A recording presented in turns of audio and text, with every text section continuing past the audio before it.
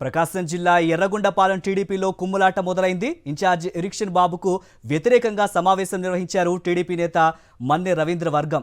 ఎర్రగొండపాలెం నియోజకవర్గంలో అవినీతి మితిమీరిపోయిందంటూ Guduri erection బాబుపై hot comments చేశారు మన్నె రవీంద్ర. ఇది తెలుగుదేశం పరిపాలనేనా అంటూ ఆగ్రహం వ్యక్తం చేశారు టీడీపీ అసమ్మతి నేతలు. ఇప్పటికైనా చంద్రబాబు, లోకేష్లు మేల్కొని ఎర్రగొండపాలెం నియోజకవర్గాన్ని గాడిలో పెట్టారన్నారు. నేను ఎప్పుడు ఊహించలేదు ఇలా జరుగుతున్నాను. చాలా సిగ్గుపడాల్సిన విషయం ఏంటంటే కరువు పనికి వెళ్ళిన కూలీలు మేము వెళ్తే 300 ఇవ్వాలి సార్, వెళ్ళకపోతే 500 ఇవ్వాలి, ఇంట్లో ఉంటే 500 ఇవ్వాలి. ఇటువంటి పరిస్థితులు ఎప్పుడు నేను తెలుగుదేశంలో ఉంటే నేను ఊహించలేదు.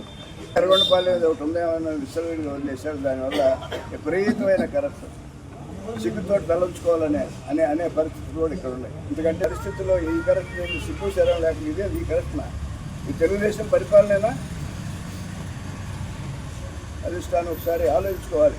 నేను ఏం చెప్పాలి? కార్యకర్తలు అన్యాయంగా గాలికి వదిలేశారు.